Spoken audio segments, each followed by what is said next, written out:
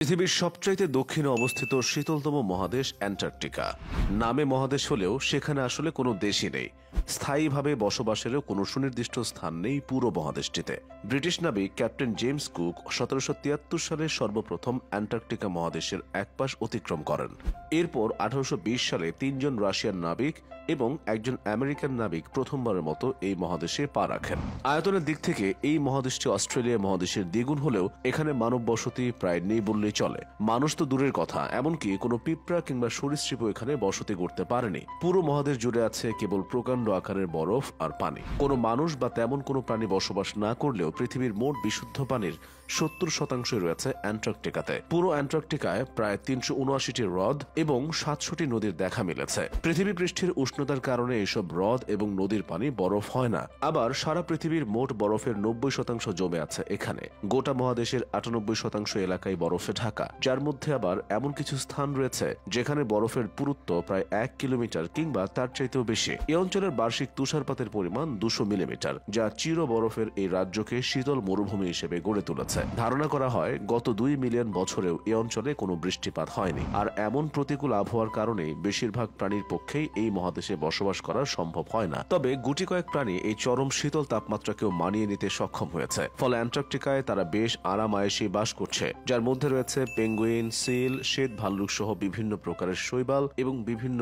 আকারের অণুজীব। গ্রীষ্মকালে এই মহাদেশে সূর্য কখনোই অস্ত যায় না, বরং দিগন্ত রেখা বরাবর ঘুরতে থাকে। আবার শীতকালের চিত্র পুরোপুরি ভিন্ন। এ সময় টানা 4 মাস সূর্যের দেখাই মেলে না, অন্ধকারাচ্ছন্ন হয়ে থাকে পুরো বরফের রাজ্য, আর তাপমাত্রা নেমে যায় -90 ডিগ্রি পর্যন্ত। অ্যান্টার্কটিকা মহাদেশের কোনো মালিক নেই। তবে মজার বিষয় হলো, শুরুতে বিশ্বের অনেক দেশই এই মহাদেশকে নিজেদের বলে দাবি করেছিল। 1908 সালে ঔপনিবেশিক ক্ষমতাধর ব্রিটেন প্রথমবার অ্যান্টার্কটিকার মালিকানা দাবি করে। ব্রিটেনের দেখা দেখে 1924 সালে ফ্রান্স, 1929 সালে নরওয়ে, 1939 সালে অস্ট্রেলিয়া এবং 1943 সালে আর্জেন্টিনা এর মালিকানা দাবি করে বসে। এর প্রেক্ষিতে 1959 সালে 12টি দেশের মধ্যে অ্যান্টার্কটিকা চুক্তি নামে একটি স্বাক্ষরিত হয়, যে চুক্তি অনুযায়ী এই ভূমিকে কেউ নিজেদের দাবি করতে পারবে না। বর্তমানে সেই চুক্তিতে 48টি দেশের স্বাক্ষর রয়েছে। তবে এরপরও 1977 সালে আর্জেন্টিনা এক অদ্ভুত কাণ্ড করে বসেছিল। সে সময় হঠাৎই দেশটির পক্ষ থেকে গর্ভবতী এক মহিলাকে অ্যান্টার্কটিকায় পাঠানো হয় এবং সেখানেই সফলভাবে তিনি সন্তান প্রসব করেন। এমিলিও মার্কোস পালমা নামের সেই ছেলে সন্তান অ্যান্টার্কটিকায় জন্ম নেয় প্রথম সন্তান। ধারণা করা হয় অ্যান্টার্কটিকাকে নিজেদের দাবি করতেই